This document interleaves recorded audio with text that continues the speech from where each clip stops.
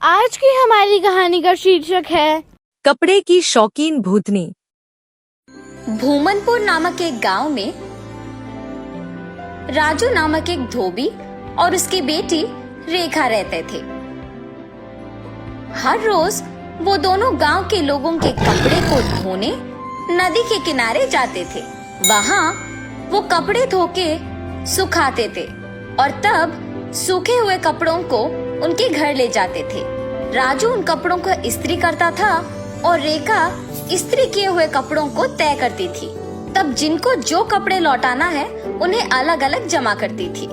ऐसे हर दिन वो मेहनत करके पैसे कमाते थे और ऐसे ही कुछ दिन बीत जाते हैं। एक दिन नदी के किनारे जब राजू अपनी बेटी के साथ कपड़े धो रहा था, तब एक भूत उन्हें देखना शुरू करती है।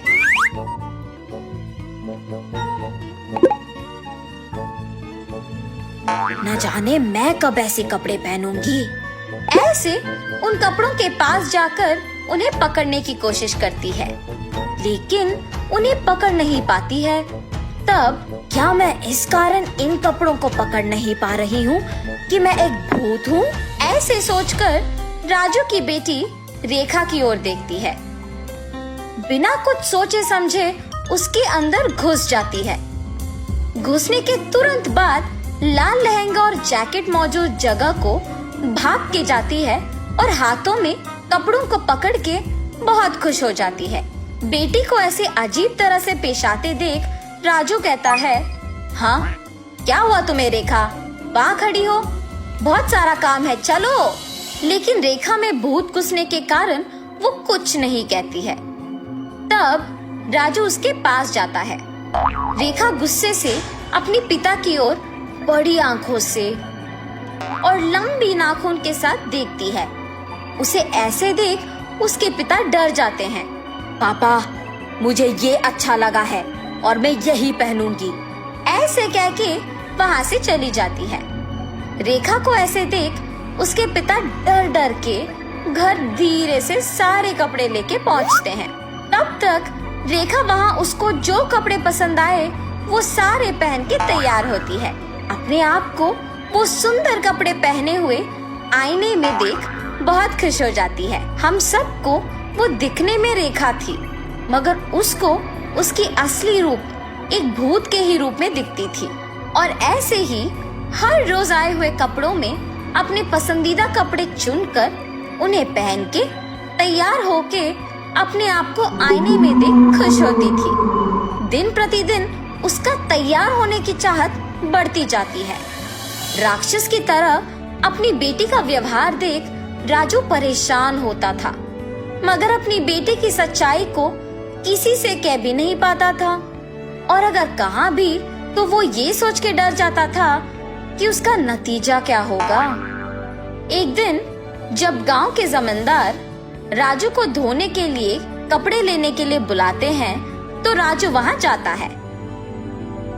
कपड़े लेके जब राजू वापस घर पहुंचता है तो सारे कपड़े बाहर निकालता है।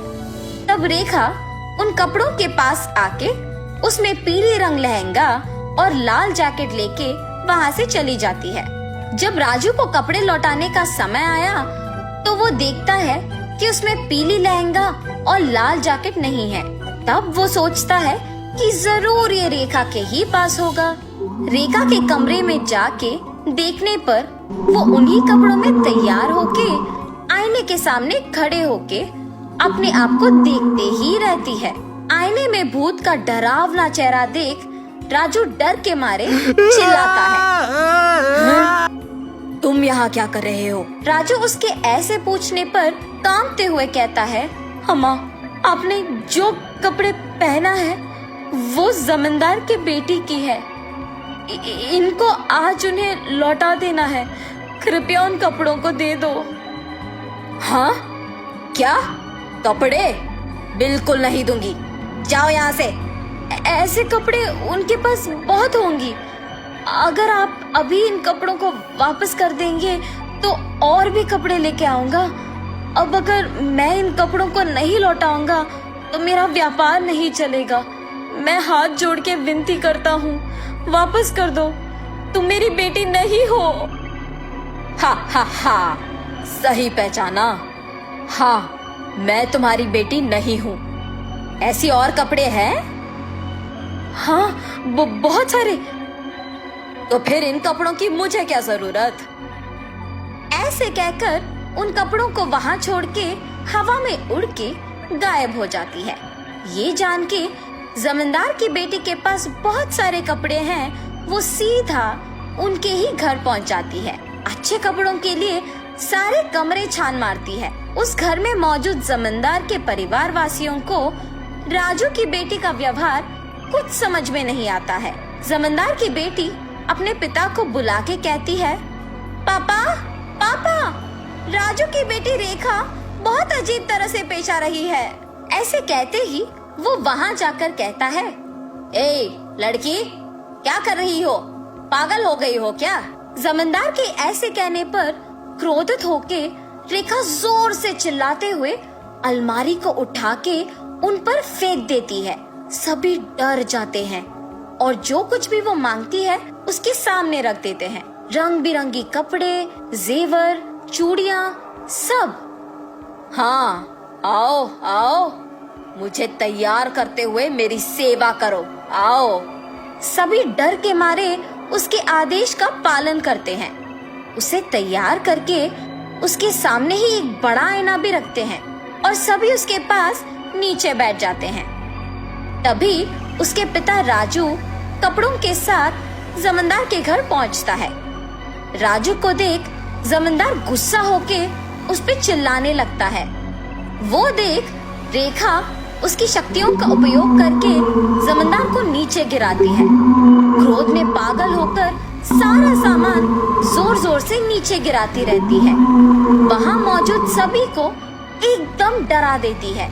एक स्वामी जी ये सब नहीं देख पाते हैं और जमींदार के घर पहुँच जाते हैं। सीधा रेखा के पास जाकर उस पे गंगा जल डालते हैं। कुछ मंत्रों का प्रयोग करके रेखा से उस भूत को बाहर लाके उसे एक बोतल में बंद कर देते हैं।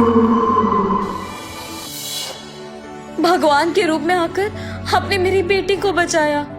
उस स्वामी जी का धन्यवाद करके जमींदार से भी माफी मांगकर वहाँ से चले जाता है। तो अगर आपको हमारी कहानी पसंद आई तो हमारे चैनल को सब्सक्राइब कीजिए, लाइक कीजिए और शेयर कीजिए। मिलते हैं अगली कहानी के साथ जल्द ही।